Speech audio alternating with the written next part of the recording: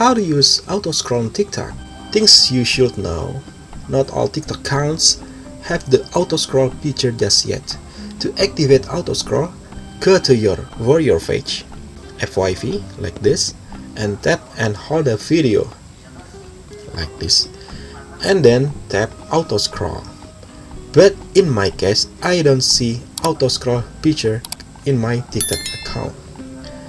If you same like me, it means we not yet have the auto scroll feature.